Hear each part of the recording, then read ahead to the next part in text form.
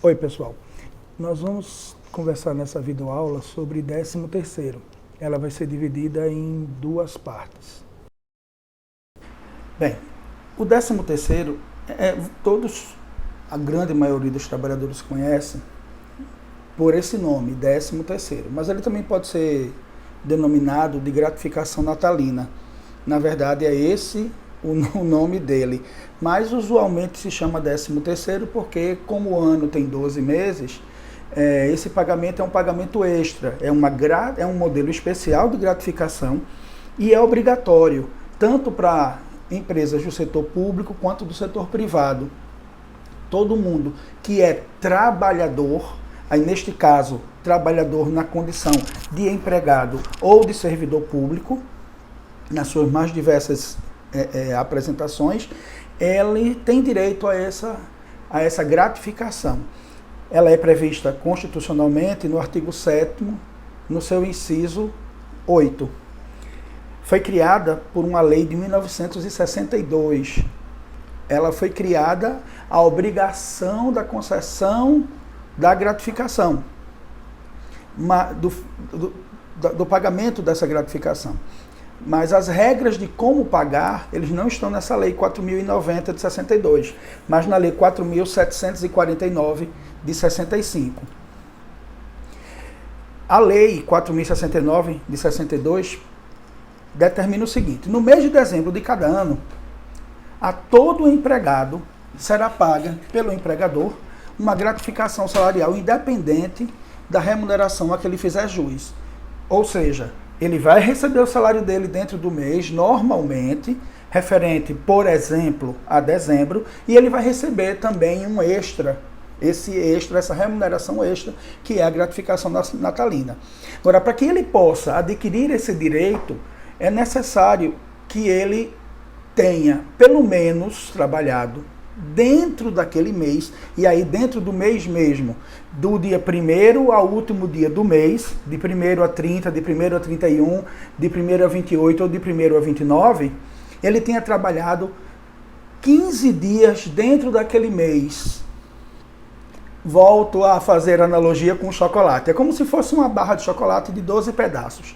Para que ele pudesse pegar cada pedacinho desse chocolate até consumi-lo por inteiro, seria necessário que ele trabalhe no mínimo 15 dias dentro do mês, ou que ele não tenha falta injustificada. Então a gente tem que contar 15 dias dentro de um mês, para que ele possa caracterizar e a conquistar, na verdade, um avo, ou seja, um pedacinho desse chocolate que é o 13º, que vai ser dividido em 12 pedaços. Então a apuração dos avos ficaria da seguinte forma. Por exemplo, se eu contratasse um empregado no dia 17 de janeiro, ele teria direito a receber o avo de janeiro? Isso é uma pergunta que sempre eu faço quando eu estou ministrando treinamento ou ministrando aula, e as pessoas, não existe uma vez que pelo menos todos respondam.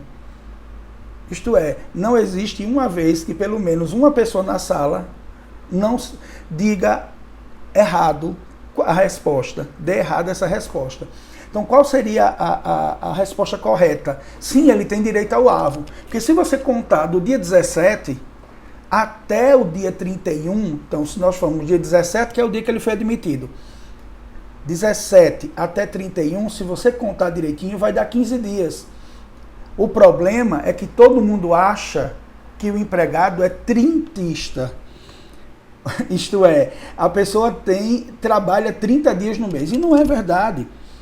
Os meses, eles estão estabelecidos conforme uma quantidade que não é uniforme de dias.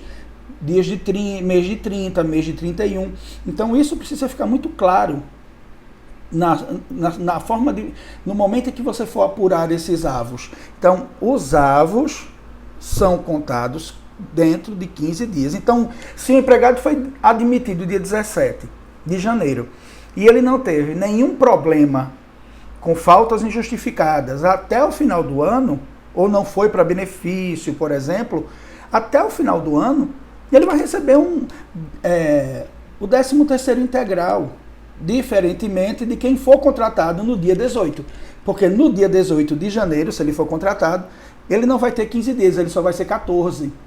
Então, mesmo trabalhado esses 14 dias, ele não vai fazer jus ao direito ao 13º, aquele avo daquele 13º. E, por consequência, no final do ano, ele só vai receber a proporcionalidade. Isto é, 11, 12 avos, porque o avo de janeiro, ele acaba perdendo. Essa proporcionalidade, tanto para efeito de faltas injustificadas, caso ele perca a quantidade de dias, quanto para a gratificação no caso de indenização em rescisão de contrato. Então, na rescisão de contrato, vai se contar as quantidades de avos daquela mesma maneira que nós já falamos anteriormente. Eu vou anotar a data de admissão, eu vou anotar a data de demissão, e aí incluindo o último dia trabalhado com ele, lógico, tendo que observar o aviso prévio, para que nós possamos contar a quantidade de avos que ele terá direito naquela demissão, caso seja extinção ou a cessação da relação de trabalho. Fica aí, pessoal,